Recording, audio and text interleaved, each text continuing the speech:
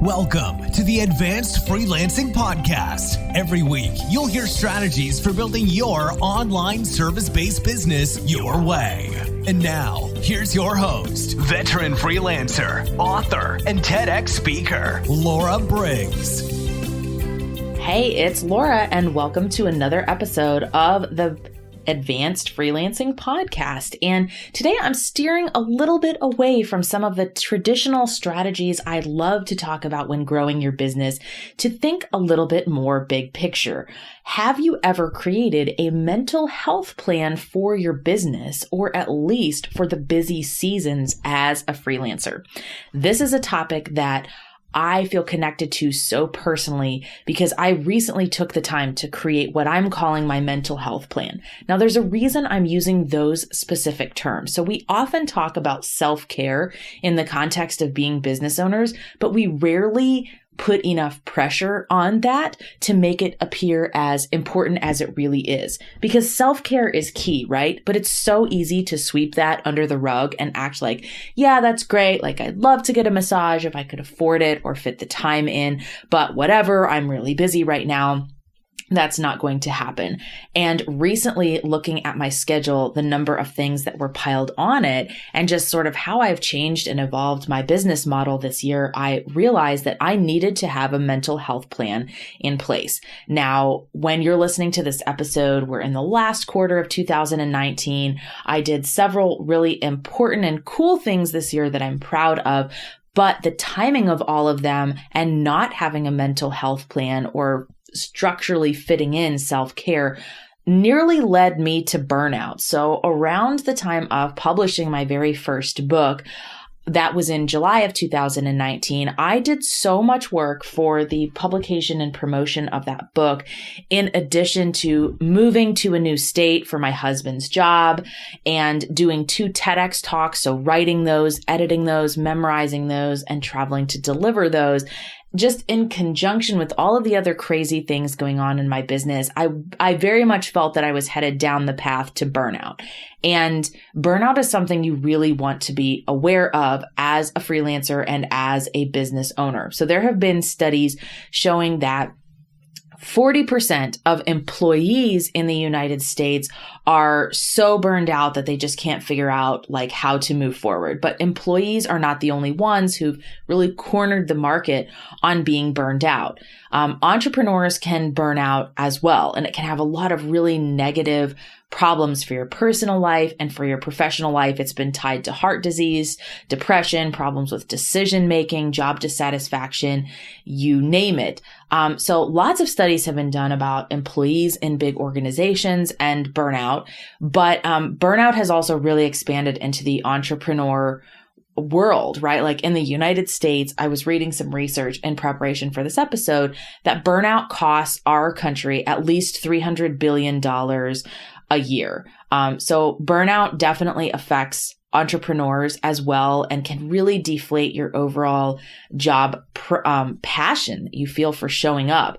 When you are fully burned out, so when you've gone through all the phases, you stop caring about everything. You don't care if you lose clients. You don't care if you get bad news. You don't care if you get good news, right? And so you never want to get to that point. And being very aware of what burnout looks like and feels like for you is important. And it's a little bit different from one person to another, right? Like, so for some people, their nutrition totally slips. They start cutting things out of their life that take up time, but were really valuable. So like you might cut out exercising and be like, I'm so busy. I can't possibly handle that right now. Or, you're building your business and you cut back on some of the things that were giving you some sanity, like your house cleaner or maybe the childcare that you had set up so that during the hours you worked on your business, you could really focus on it. So a recent study was completed, and this was shared in the Harvard Business Review, that 3% of entrepreneurs felt severely burned out, and 25% of entrepreneurs felt moderately burned out. So we're talking about nearly a third of all entrepreneurs out there feeling some level of burnout. And it will vary from one person to another, but its impacts can be far reaching. It can really damage your business. It can damage your mental health. It can make you feel very overwhelmed. If you ever get to the point where it's really bad, you just feel like burning your business to the ground. You don't even care. Like if everything just kind of goes belly up. And unfortunately, in our society, we hear so much about hustling, working harder. Oh, you have to put in 80 hours a week if you want this to work, that we almost internalize that as a badge of honor. Like, oh, I work really, really, really hard on my business. And doing that in that way for a long enough period of time can absolutely lead to burnout. And if you think about it, it's like, okay, maybe you're able to drag your body for 3 to 6 months of being that level of exhaustion and still functioning relatively well. But if you hit the severe levels of burnout and shut down, you could affect your business for months or even years from that point. So it's far better to recognize when you have the potential for burnout, which as an entrepreneur with those statistics I just shared, you definitely do, and to create a mental health plan to prepare for that. So recently I restarted the process of working on my PhD dissertation. In many ways, my PhD has been the hardest project I have ever worked on. It calls for different forms of communication, collaboration, writing, research, revisions. So even as a professional writer, it's something I've really struggled with mentally. And I took 3 years completely off from my program to focus on building my business. I don't regret doing that, but of course it's made it much harder to come back and start again.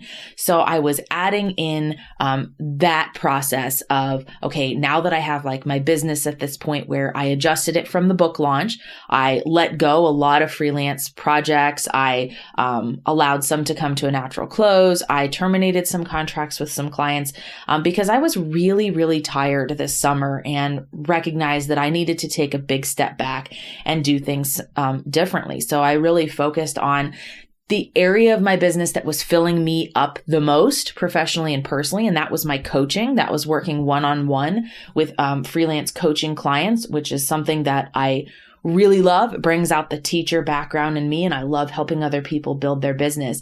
And so I made that conscious decision to turn down money on the freelance side of my business for my sanity. I did not want to be writing 8-9 hours a day every single day. I was kind of over that. I felt like I'd taken it as far as I could go with my business in that sense. Like I'd done almost everything I could do with freelance writing. I didn't feel like there were many sort of mountains left to climb, and it no longer felt fulfilling and instead felt a little bit draining. So as I finally sort of got things to the stable point after adjusting my business from the book launch, and it's one of the great things about freelancing too, right? Like we can build our business up or back down if we need to. And I love that. And as you build it down, like that's not necessarily a bad thing. Perhaps you're being choosier about the clients you work with. You might end up making the same or more money when you do that. So very unique to freelancing in that way. But I built my dissertation back into my schedule. And then all of a sudden, some other things started to happen. Some other opportunities came up that I could tell were going to take a substantial portion of my time. Two potential book deals came on the table, and all of these things were going to have deadlines or timelines that were really close to one another. So taking on a dissertation level project, which I feel exercises my brain the most, it is the hardest type of work that I do.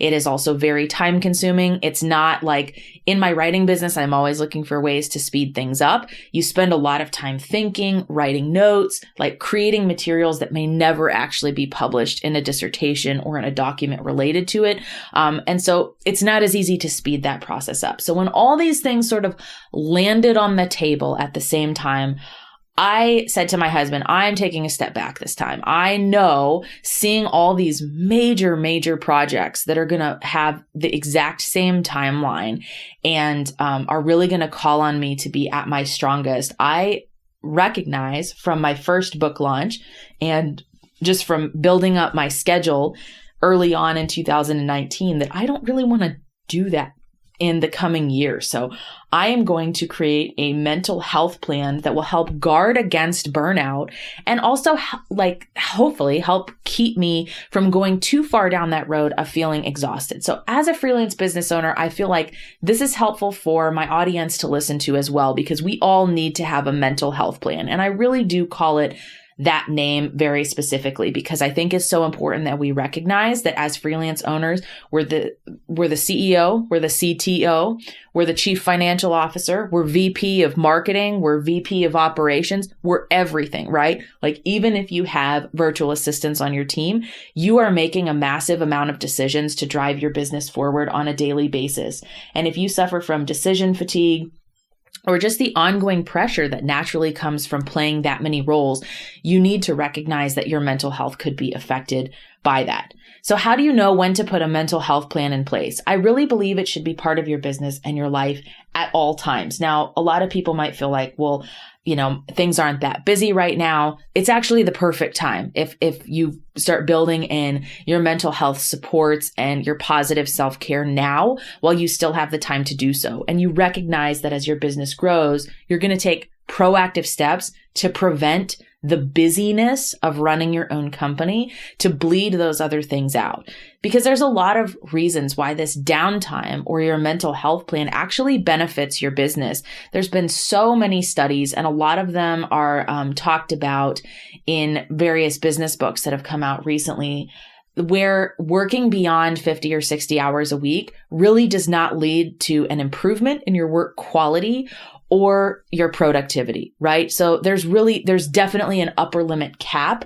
And yet we hear all of this marketing talk about, oh, you need to hustle. You just need to work really, really hard. You can put in more hours. And I've fallen for that, right? I've definitely run my business that way and not been happy with running it that way. So a mental health plan should be in place at all times, but definitely in your busy seasons. If you're onboarding a new client, that's a little difficult. If you're starting a new major project, if this is your busy time of the year as a freelancer, if you're bringing on your first VA, like if there's these growth challenges and issues that you're experiencing as a business owner, it is the perfect time to put a mental health plan in place. So let's talk about what goes into a mental health plan. I think first of all, your time off is key. If you are putting in a lot of hours, or if you have multiple ventures going at once, which trust me, I can definitely speak about that, running multiple businesses at the same time and then having outside projects, your time off is critical. So one of the things that I really put into place strictly with my mental health plan, I have two phones. I have two cell phones. One is a personal cell phone, and only my family members and my husband have that phone. That phone stays on all the time. The ringer is on all the time. It's essentially like way back in the day what your landline would have been, right? So it's like the emergency. Like you can always reach me on that cell phone. That phone also has like hardly any apps on it. It really is like just a very basic phone, right?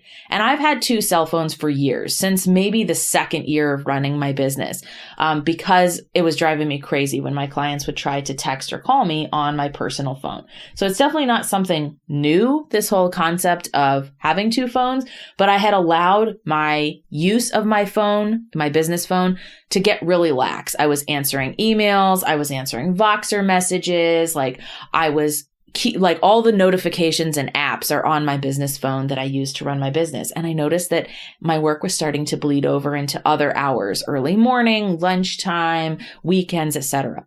So one of the things that's part of my mental health plan is physically turning that phone off at the end of the workday. And if I get that addictive, notion to pick it up, I at least have to think carefully, do I really need to turn my business phone on or not? So I'm also getting very strict with my time off. I'm turning my computer off.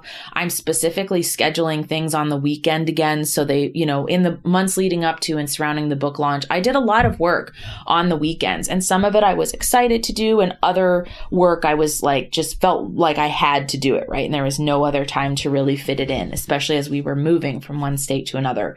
But now I'm getting really mindful of my time off. Where is going to be the time that I have, relaxation time? creative time. What fun things can I go do on the weekend? Because working from home can get kind of isolating. You can get a little bit of cabin fever, especially given that I now live in Minnesota and will probably be confined to the house. A lot of the time during the week, it won't be as easy for me to leave and go out and, pick up something for lunch or whatever, right? Due to weather. So I'm getting very intentional about my time off and who I allow into that time off. So that's a component of your mental health plan. Another component of your mental health plan are your support systems. So these could be things like yoga, therapy, taking that dance class you've always wanted, regularly scheduled activities that are forms of support because they clear your mind or they force you to be outside of business mode. When you're a business owner, you think about your company all the time. You might even dream about it. You're taking a shower, you're thinking about a way to grow your company. You're driving, you're thinking about that issue that you had yesterday with a client. So supports in quiet times where you can either talk things out with other people. So there's your therapy, that's lunch with your friend, that you schedule twice a month. That's your book club where you're reading fiction and not business stuff. That's your volunteer work where you regularly go and completely remove yourself from your own environment, or yoga where you're not talking at all, your meditation, your yoga, your time where you're just sitting there and journaling, where you are disconnecting yourself from the do of business. Very, very important. So how are you going to build those in? So for me, that was, building in some outside supports. I have a dance class that I'm going to once a week now, and some other things that are built into my schedule, like even date night with my husband, where it's that is not just for our marriage, that is also for everybody involved and their mental health, right? So the third component of a mental health plan to consider is little things you can do throughout the day to support yourself. Now, these can be so little, but can have such an impact, right? It might be the 10 minutes you sit drinking coffee before you open your computer and before you get started working, where it's just your time to take some deep breaths. Working from home, that could be wearing super comfortable clothes, or for me, my feet are always freezing. So it's about having really amazing socks so that I always feel like my feet are super warm. I know that when the weather's good, I will take my dog out for a walk for 10 minutes. Those little things that can be built into my day and don't really have to be necessarily scheduled, but can have a positive impact on mental health and your physical health too, right? So I wake up and drink 3 glasses of water immediately. That always makes me feel good. That's such a small thing, but it has positive ripple effects through your physical and mental health. The fourth component of your mental health plan is your exercise and nutrition plan. When you burn out, you start to be really cognizant of what you're doing to your body. In fact, burnout often manifests as physical ailments. When I was getting ready to leave my teaching position in Baltimore, my body actually started to shut down, right? I developed kidney stones. I sprained my ankle. I felt like I had a sinus infection for 4 months. My body was really telling me, hey, we're collapsing here from working 16 hours a day and the high level of stress. So start to notice what that looks like for you. It could be getting headaches. It could be feeling the compulsion to sleep 15 or 16 hours a day. It can manifest in so many different ways, but how can exercise and nutrition help that? They really do work. So for me, I'm an intermittent faster. That means I eat 1 meal a day. I try to eat really nutrient dense foods and make that into, even cooking has become part of my mental health plan. We're trying one of the meal delivery services. So that's 3 times a week. I don't have to think about grocery shopping or choosing what to eat for dinner. And then the other days of the week, I just cook in the crock pot. And removing that decision-making ability, that excess shopping time has been huge for my mental health. I actually really enjoy grocery shopping, but I don't like doing it more than, once a week, especially having to leave the house and drive and come back if things are congested. So exercise has become really important for me as well. I found that doing 40 to 60 minutes of exercise will tamper a lot of the anxiety that I might wake up with if I'm in a busy season or under a lot of stress. It also helps me sleep. And then, of course, the nutrition feeds into that as well. The fifth component of a mental health plan is your support from your friends and family. Do not be afraid to ask for things from your friends and family. So I've asked from certain friends and business colleagues, they'll say like, hey, I want to chat about this thing. Call me anytime. I will specifically tell them, please don't say call me anytime, because I don't know what to do with that information. I don't want to call you and you're in the middle of dinner or you're in some other meeting and I've disrupted you. So like, you could really help me by just saying like, here's 3 times we could meet, or sending me your scheduling link, right? It seems like such a small thing, but I don't want to have the back and forth or even the internal pressure of call me anytime. Like, please just like, if you want to talk about something specific, let's nail down a time and a place to have that conversation. You can also ask for support from your friends and family. Like, please don't call me during the workday when I'm doing my work, or Thursday nights is going to be our family fun night. Like, everyone needs to be on board with this. This is the time it works for everyone's schedule. Like, what support can you get from your friends and family to help you through these times? So, my husband is now in graduate school again, and has, he knows that if he needs help with his citations, or if he needs me to go pull a journal article for him, that's a very simple way that I can support him and make things faster for him. And likewise, I'll call on him and say like, we call it a company meeting. And I'll be like, I need to have like a company meeting about my dissertation, or about this thing I'm doing, or I'm getting ready to present at a book festival next week. So I was like, can you be there for the day? Like, you coming along with me will make it more fun. Like, we can make this into a full-on event, and it's really going to make me feel supported if you're there. So think of the different ways that you can like ask for little support from your friends and family. Like, hey, mom, would you be willing to step up and babysit the kids like on Friday night so me and my husband can have date night, or on Thursday morning so I can actually get the house clean and start on the laundry? Don't be afraid to ask. The worst that can happen is that someone says no, but that's usually very rare, especially when you just come at it and explain why you're asking. Like, hey, this would really help me. I'm in a really busy season, or, my business, I'm really trying to put some great boundaries up there. I really need this particular form of support for you. And then finally, I think limits on technology is key for building a mental health plan.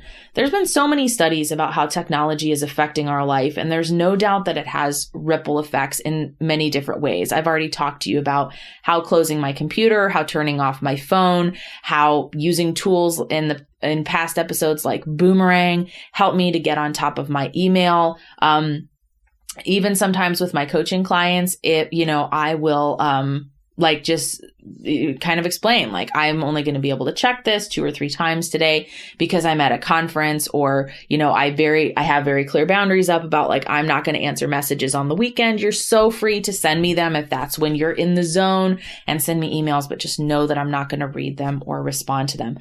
Limits on technology can also include activities that you used to zone out or numb out when it is not benefiting your mental health. So sometimes, like, I really just want to binge a couple like reruns of Big Bang Theory on my iPad, or The Office, or Friends on Netflix.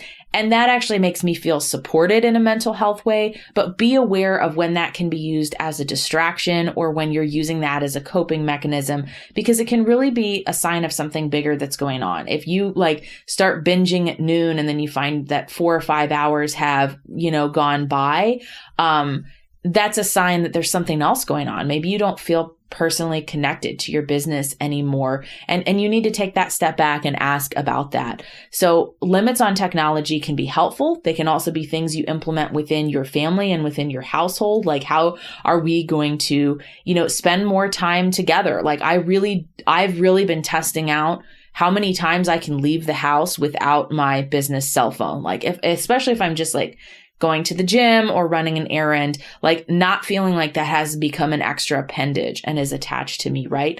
So limits on technology can take so many different forms, but it's really fun to try that and test that out. So what I would love is if you could think about how a mental health plan for your freelance business based on this episode could support you, could support your company, could support your family, your physical health, and your emotional health.